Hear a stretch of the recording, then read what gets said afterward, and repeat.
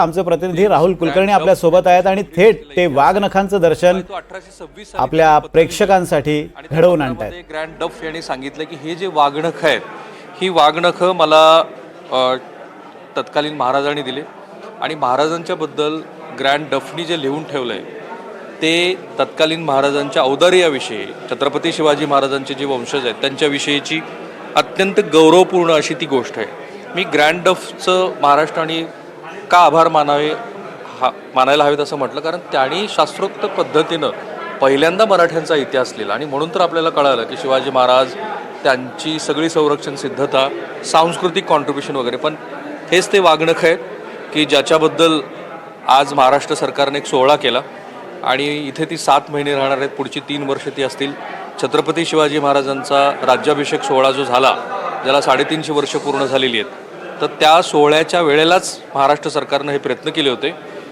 महाराष्ट्र राज्याचे तत्कालीन मुख्यमंत्री AR अंतुले यांच्या काळापासून खरं तर हे प्रयत्न सुरू होते की भवानी तलवार आणि वाघनखं आपल्याकडे यावीत। 1915 साली वक्रू भावेने एक पत्र लिहिलं होतं लंडनच्या म्युझियमला आणि त्या पत्रात त्यांनी विचारलं होतं की तुमच्याकडे वाघनख आणि भवानी तलवार आहे का? त्यावेळेला लंडनच्या म्युझियमने उत्तर दिलं होतं नाही। आणि म्हणूनच तो वाद आहे की ही जी वाघनखं आहेत ती वाघनखं खरी आहेत, खोटी आहेत।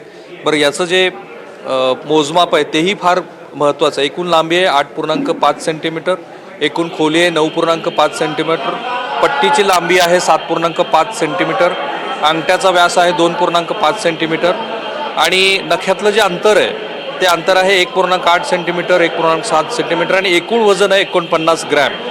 ही जी पेठी तुम्ही बघताय ती पेठी आहे 12.8 सेंटीमीटर, पेटीची रुंदी आहे 9 सेंटीमीटर, पेटीची उंची आहे 3.2 सेंटीमीटर आणि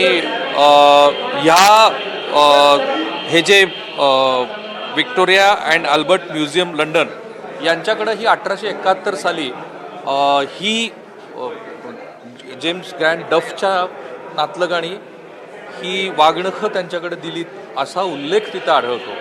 आता ज्या पद्धतीनं महाराष्ट्रात चर्चा सुरू आहे, काल मी श्री पांडुरंग बलकवडे यांच्याशी बोललो आणि ते असं म्हणाले की निश्चितपणे नाही सांगतायत की हीच ती वाघनखं आहेत की जी छत्रपती शिवाजी महाराजांनी वापरली।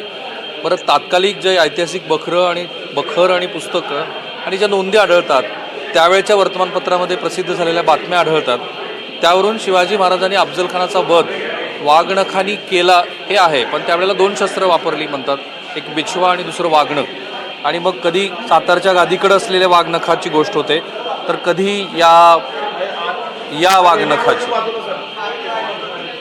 आपल्यासाठी अभिमानाची गोष्ट एवढीच आहे की विजापूरचा एक असा सरदार की जो महाराष्ट्रावरती चाल करून आलाय, ध्वंस करतोय, देवस्थानं लुटतोय आणि त्यावेळेला शिवाजी महाराज जो काही पराक्रम करतात त्या पराक्रमाशी निगडीत असलेली ही गोष्ट आहे आणि महाराष्ट्राने त्याबद्दलचा सोहळा करायला काहीच हरकत नाही। आपल्याकडे वादप्रवाद चालतच राहतात। कॅमेरामॅन निकेतन मानेसा, मी राहुल कुलकर्णी, NDTV मराठी, सातारा।